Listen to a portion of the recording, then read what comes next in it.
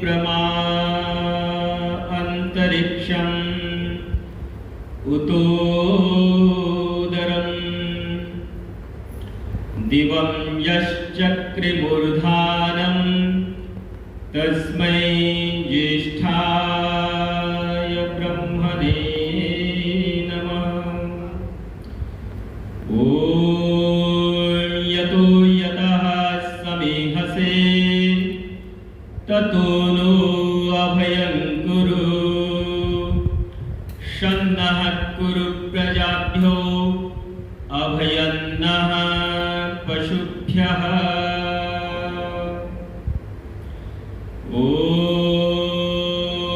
योगे योगे तवस्तरं वाचे वाजे हवामहे सखाय इंद्रमूतये।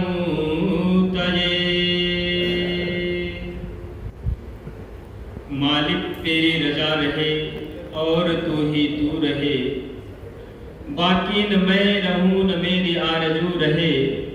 जब तक कि तन में जान लबों में लहू रहे, तेरा ही जिक्र या तेरी ही जुस्तजू रहे, तेरा ही जिक्र या तेरी ही जुस्तजू रहे। ओम। वंदनीय मातृशक्ति इस आर्य समाज के बहुत ही होनहार, यशस्वी और बहुत ही शांत प्रिय और बहुत उत्तम धार्मिक और भी कितने ही विशेषणों से अलंकृत किया जाए उतना कम है। आदरणीय प्रधान जी, संजीव सेठिया जी, राकेश मल्होत्रा जी, चंद्रशेखर संधुजा जी, संतोष वधवा जी, सुषमा कपूर जी, सविता अरोड़ा जी और सभी यहाँ पर उपस्थित धर्माभिलाषी पुरुषों, प्यारे आत्माओं, पवित्र आत्माओं। अभी थोड़ी देर समय आपने बहुत सुंदर भजनों का रसास्वादन किया। प्रभु भक्ति के भजन इतने सुंदर तरीके से आचार्य देव जी ने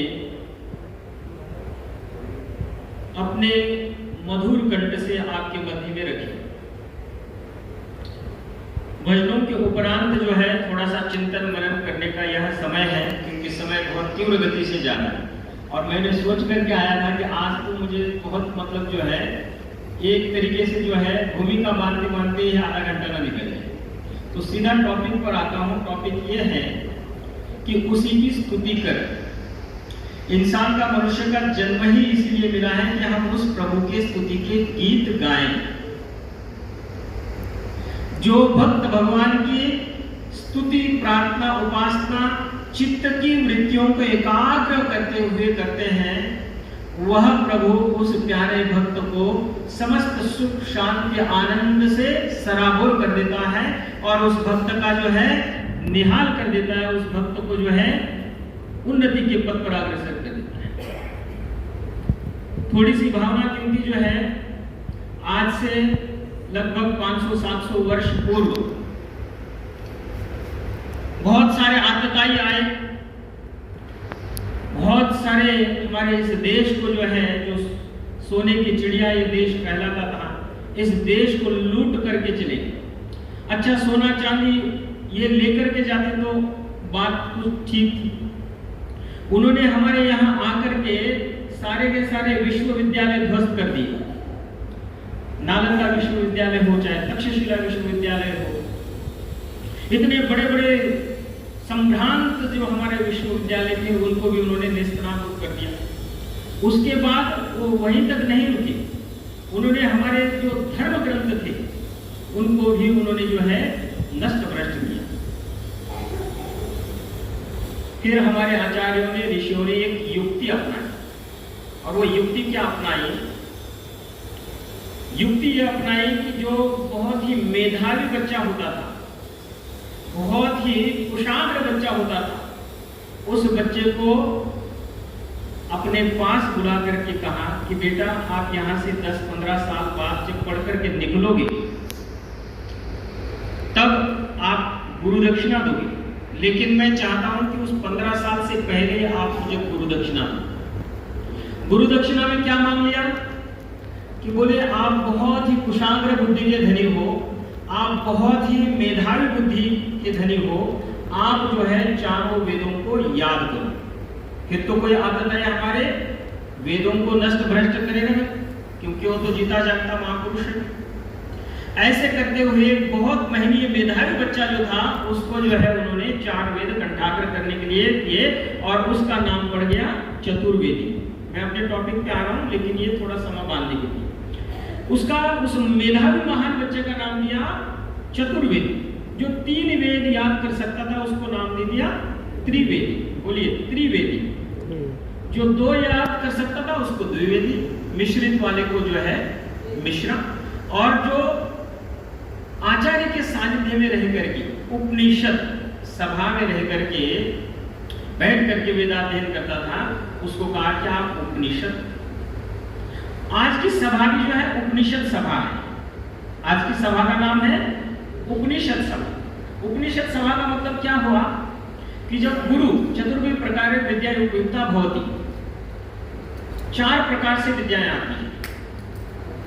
और उपनिषद सभा इसलिए है क्योंकि जो है इसके बगैर हमारा जो अगला जो हमें बोलना है उसमें यह अधूरा रहेगा। चतुर्विध प्रकार विद्या उपयुक्ता भवति, ये महर्षि पतंजलि ने लिखा। कौन कौन से हैं बोलिए? आगम कालेन, स्वाध्याय कालेन, प्रवचन कालेन, व्यवहार कालेन। तो अब यहाँ पर ये हमारा जो समय चल रहा है ये आगम काल है। उस समय जो समय चल रहा था गुरु और शिष्य का वो भी आगम काल था, तो उपाध्याय हो गए। अच्छा, हमारे घर परिवार में कोई मिश्रा जी आ रहे हैं, कोई चतुर्वेदी जी आ रहे हैं, कोई द्विवेदी जी आ रहे हैं, कोई गुप्ता जी आ रहे हैं, कोई शर्मा जी आ रहे हैं, तो हमने या तो उनको इन्वाइट कर लिया चाय पे, तो क्या होगा अमूमन प्रायः कि हम अपने घर में जो है बढ़िया चाय, बढ़िया जो भी समोसे वगैरह है, जो भी चीजें हैं हम व्यवस्थित करके रख देते हैं कि भाई आज तो जो है हमारे गुप्ता जी पड़ोसी व्यक्ति आ रहे हैं, तो इनकी जो है अवभगत में कभी नहीं होनी चाहिए। अब ये तो हो गया। दूसरे दिन आपको फिर मौका मिल गया कि अब कोई बहुत प्रतिष्ठित व्यक्ति आ रहा है आपके घर में। कौन आ रहे हैं?